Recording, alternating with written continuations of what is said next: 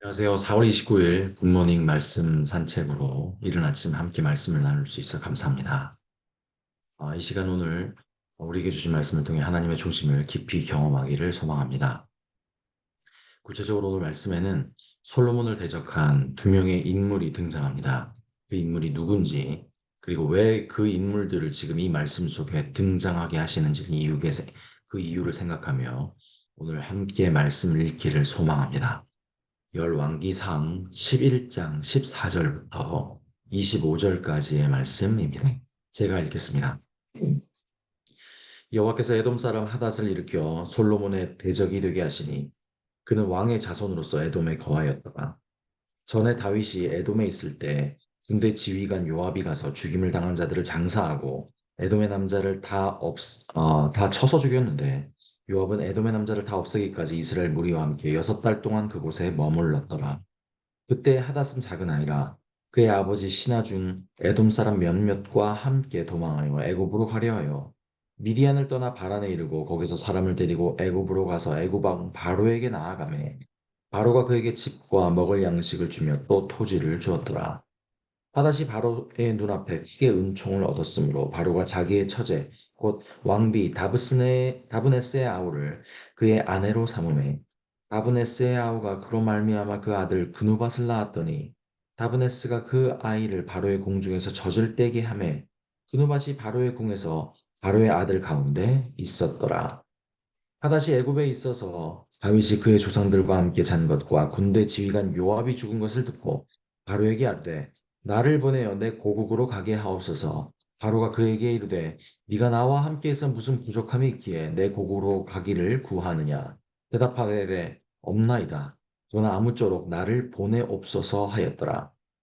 하나님이 또 엘리야다의 아들 르손을 일으켜 솔로몬의 대적자가 되게 하시니 그는 그의 주인 소바 왕 하닷 에셀에게 도망한지라.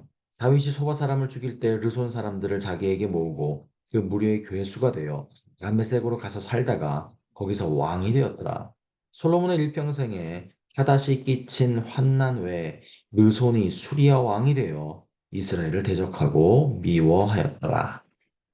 아멘. 네, 오늘 말씀을 나누기에 앞서서 여러분께 먼저 질문 드릴 내용이 있습니다.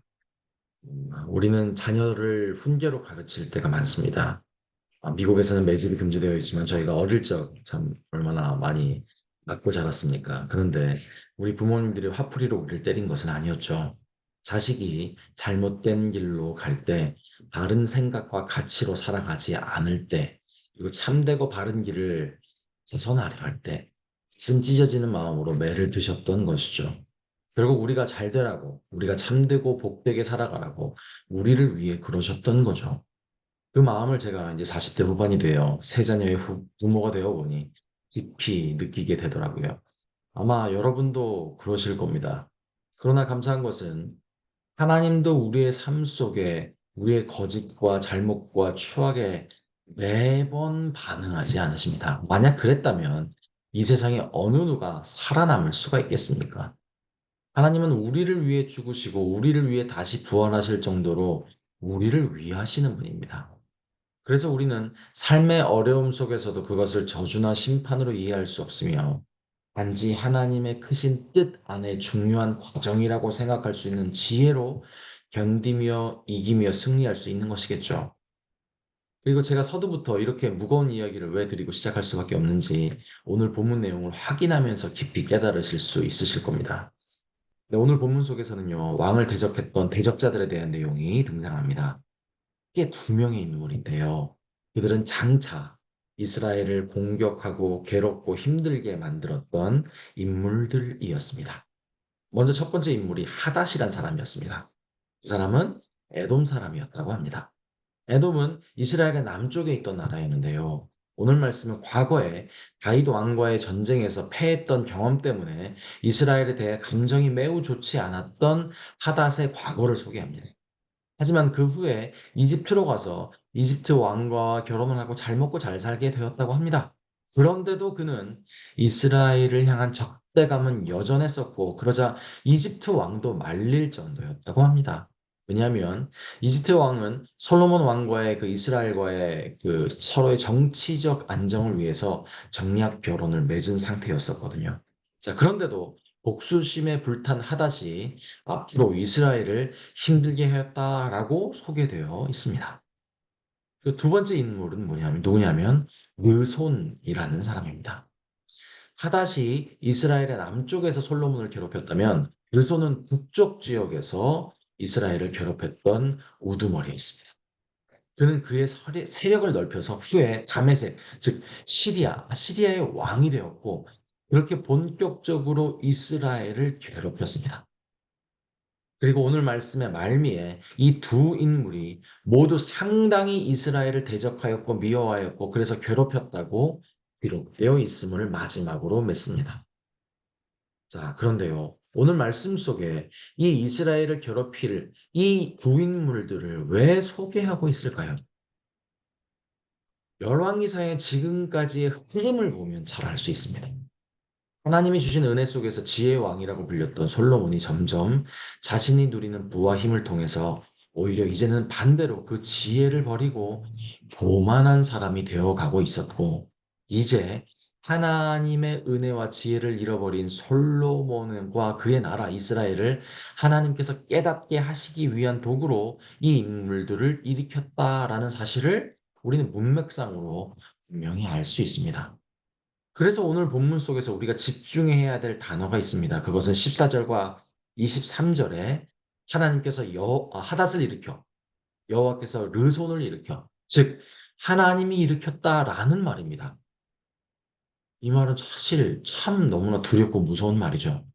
우리가 하나님을 잘못 이해하면 말입니다.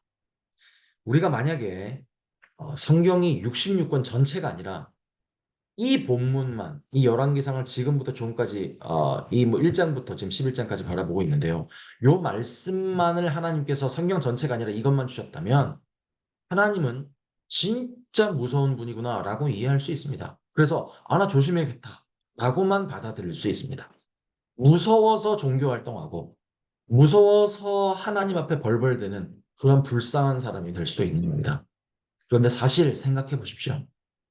뼛속부터 죄의 성향이 가득 차 있는 사람에게 하나님이 만약에 하나하나 모든 죄에 대해서 완응하셨다면, 벌을 내렸다면 이 세상에 누가 살아남을 수 있겠습니까?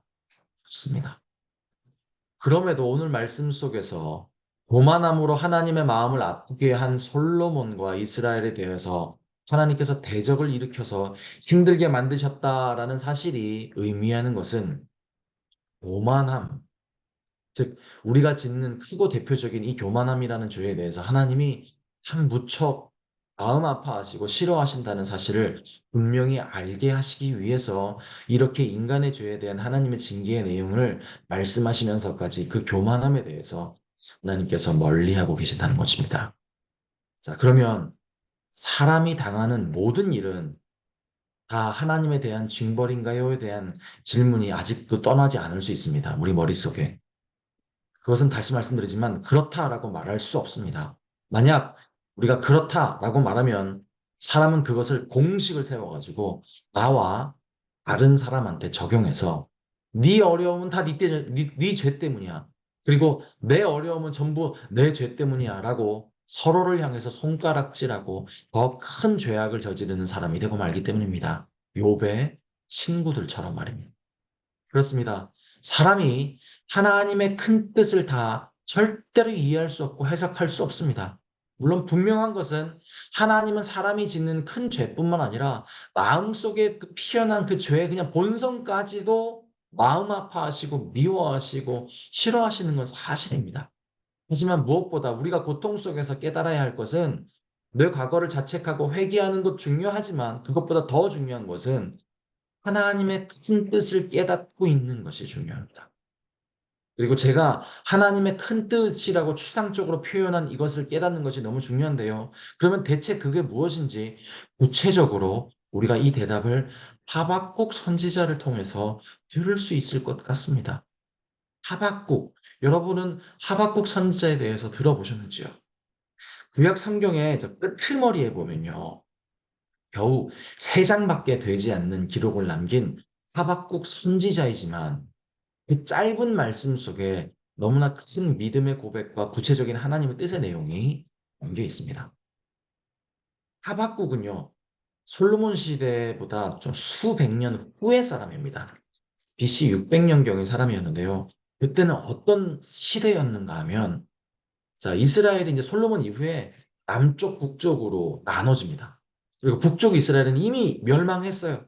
그리고 남은 쪽은 남쪽, 남유다라고 불리는 남쪽만 남아있는 상태였어요. 자, 그런데 그때 국제 시대가 어땠냐면, 자, 바벨론이라는 신흥 강대국이 이미 아시리아뿐만 아니라 애국뿐만 아니라 전 중동을 박살내고 자리 잡고 있었던 초강대국으로서 바벨론이 중동 지방 전체를 지배하던 때였습니다. 그때 이 그 초강대국 바벨론이 이제 남아있는 중간에 딱 하나 조그맣게 남아있는 그 남은 이스라엘 백성들의 나라, 즉 남유다라고 불렀던 하나님의 백성의 나라를 이제 치고 멸망하게 하나님이 허락하겠다는 예언의 말씀을 선지자 하박국에 하나님이 주셨어요. 왜냐하면 당시 남아있던 유일한 이스라엘의 후손들, 남유다라고 불리던 그들은 참으로 악에 대해서 무덤덤해질 정도로 하나님을 멀리하고 심지어 하나님을 우습게 여기며 심지어 대적하기도 했거든요. 이사야는 그때 사람들을 이렇게 표현했습니다. 같은 시대 선지자입니다. 마음이 딱딱해졌다라고요. 그렇게 딱딱한 마음으로 잔인하고 더러운 죄를 아무렇지도 않게 남들도 다 아는데요. 나보고 왜 그래요? 라는 마음으로 그렇게 하나님의 마음을 갈갈이 찢어 놓았던 때였습니다. 그러자 하박국이 그 하나님이 바벨론을 통해서 이스라엘을 치겠다 하시는 말씀을 듣고 하나님을 말립니다. 하나님, 그러지 마세요. 살려주세요. 그리고 이렇게 하나님을 설득합니다. 합리적인 이유로요. 어찌 하나님께서 악을 통해서 당신의 백성을 칠 수 있습니까? 라는 정말 합리적이게 보이는 이 이유로 하나님을 설득하려고 외칩니다. 하나님, 우리 백성이 범죄했지만 제발 그 잔인한 민족 바벨론이 우리를 치지 못하게는 막아주십시오. 라고 간청했습니다. 그러자 하나님은 이렇게 대답하십니다.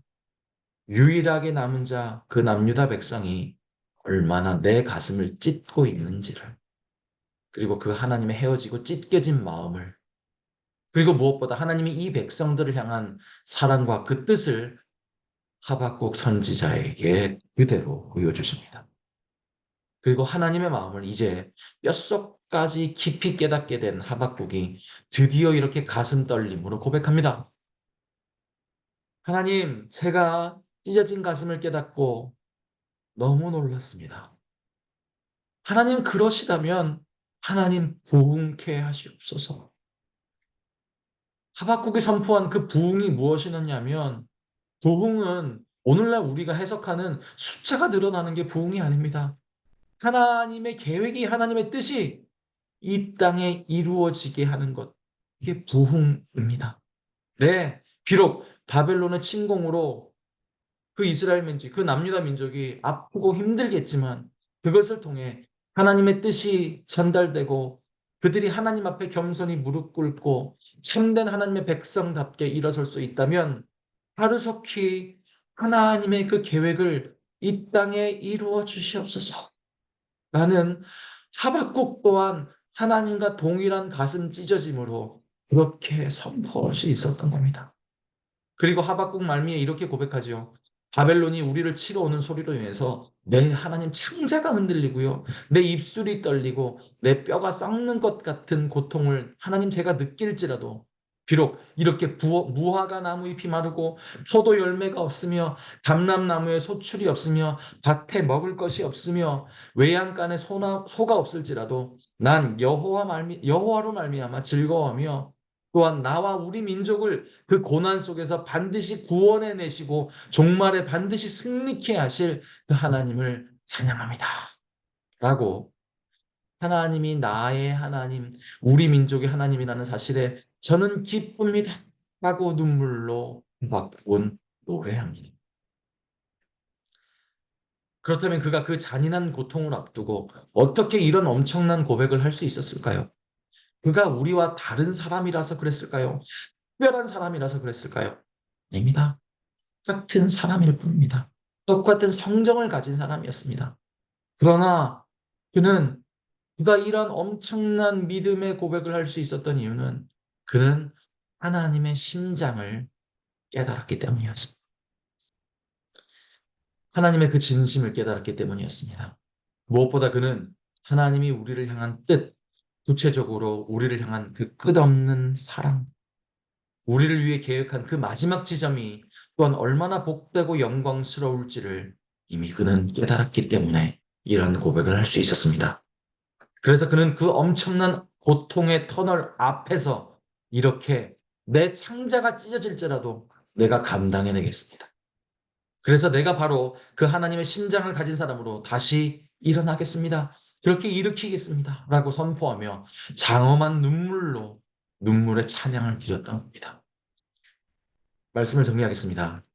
우리 앞에 어려움이 있을 수 있습니다. 물론 숨만 우리의 대가라고도 말할 수 있을 수 있습니다. 하지만 그것들을 절대 우리의 죄 때문이라고 단순히 정의할 수 없습니다. 그렇게 정의하면 안 됩니다. 그렇게 우리가 그것을 타인을 향해서 혹시 손가락질해서도 안 됩니다. 왜냐하면 그 모든 과정이 우리는 절대로 도달할 수 없는 하나님의 크신 뜻 안에 있기 때문입니다. 그렇습니다. 비록 우리가 고통 중에 있게 될지라도 그 어려움이 재앙이 아닙니다. 심판이 아닙니다. 그 시간은 하나님을 아버지로 둔 자의 복된 승리를 위한 너무나 중요한 과정입니다. 이를 깨달은 자가 복된 자입니다. 그래서 그 어려움의 시간도 하나님이 우리의 인생의 부흥하심이라면 하나님께서는 그 어려움의 부흥을 통해 대체 어떤 놀라운 충만과 회복과 은혜의 복을 부흥케 하시겠습니까? 네, 바로 이 하나님의 지혜, 그 하나님의 놀라운 뜻의 내용을 가진 사람이라면, 그 놀라운 사랑과 은혜 속에 있는 사람이라면, 우리는 어떤 고통과 어려움이 우리 앞을 가로막을지라도, 그래서 우리는 견딜 수 있는 겁니다. 그 견딤과 인내의 놀라운 가치를 깨닫고, 우리는 그래서 이겨낼 수 있는 겁니다. 그러므로 마지막으로 말씀드립니다. 포기하지 마십시오. 하나님이 여러분을 포기하시지 않는데 여러분 포기하시면 안 됩니다. 그러므로 일어나십시오. 하나님이 여러분을 승리로 일으켜 세우실 것이기 때문입니다. 그러한 하나님을 아버지로 둔 자답게 우리 이 시간 기도로 나아갑시다. 기도하기를 소망합니다. 오 아버지 하나님 찬양합니다. 그럼에도 불구하고 감사합니다. 그럼에도 불구하고 노래합니다. 그럼에도 불구하고 하나님의 이름을 높입니다. 왜냐하면 그분이 우리의 아버지이시기 때문입니다. 하나님, 혹 고난 중에 있는 성도님들이 그 고난을 이렇다 저렇다 그 고난의 원인을 우리의 짧은 지혜로, 짧은 생각으로, 짧은 경험으로 판단하지 않겠습니다. 그 고난 앞에서 그저 하나님만을 바라보며 무릎 꿇겠습니다.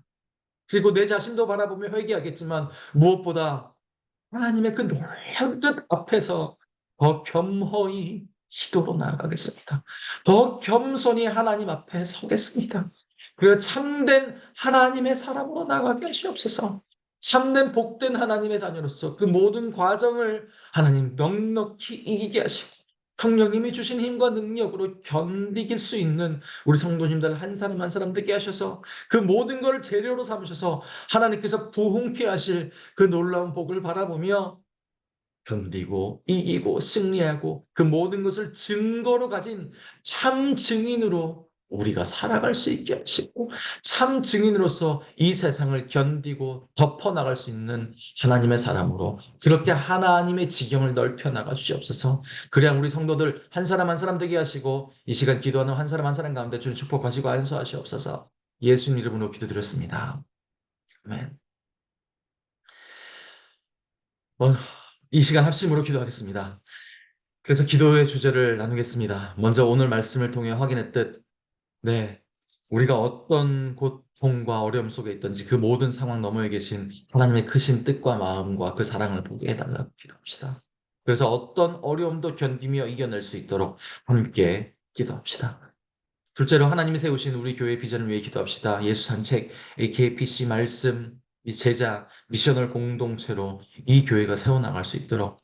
셋째로 그 담임 목사님의 모든 치료 과정 가운데 하나님의 인도하심이 넘치도록 기도합시다. 그리고 계획한 모든 예배와 행사 가운데 우리 교회의 모든 것을 통해서 더욱 하나님 앞에서 우리가 참된 교회가 될 수 있도록 기도합시다. 그리고 일본인 교회를 섬기시는 이병택 목사님과 사모님을 위해서 기도합시다. 이거 투병 중인 성도님들, 경제적으로 신분으로 어려움 겪고 있는 성도님들을 향하여 이 시간 함께 합심으로 기도하기를 소망합니다. 다 같이 기도하시겠습니다.